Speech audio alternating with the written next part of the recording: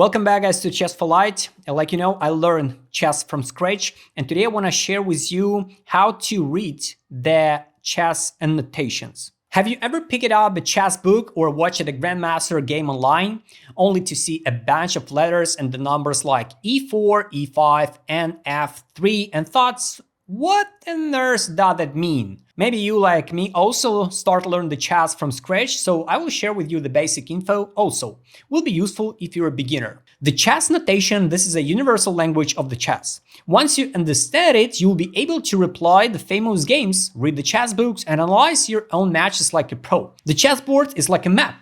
Each square has an address, made up a letter and a number. Files, label it A through H. Ranks, label it 1 through 8. So if I say E4, that means the square where column E meets row 4. Think of it like GPS coordinates for your pieces. Now, what about pieces? In notation, the pro player and everybody around use the capital letters based on English names. K for king, Q for queen, R for rook, B for bishop, N for knight. And to avoid confusing it with a king. And here's a little trick. Pawns don't get a letter at all. If you see just E4, it means a pawn moved there. Let's take a look at some simple example.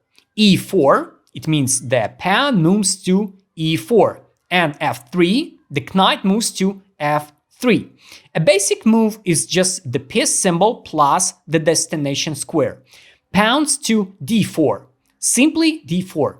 Bishop to E5, simply B, E5. If two identical pieces could go to the same spot, we add the starting file or rank for clarity, like R, D, E1, the rook from file D to E1. And for pawn promotion, when the pawn reaches the end, add the new piece, like E8, equal queen. The pawn becomes a queen on E8. Imagine turning your little soldier into powerhouse. Things get exciting with the captures. Use an X to show you're taking an opponent's piece. For pawns, include the starting file. To show a check, we add a plus sign. For the checkmate, we use the number symbol. Castling is that a cool king safety move. Short castling on the king side, O, O. That's capital O's, not zeros.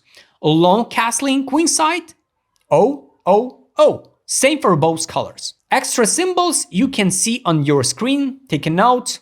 It's about a strong move, a mistake, a brilliant move, a blunder, interesting move, risky but creative. So if you see like an F3 question, it means the knight move to F3 is probably not the best idea. And that's it. Now you and me know how to read the chess notation like a true player. With these skills now, you and me can reply the grandmaster games, understand the books and record own matches. If you found this helpful, hit the like button, subscribe for more chess lessons.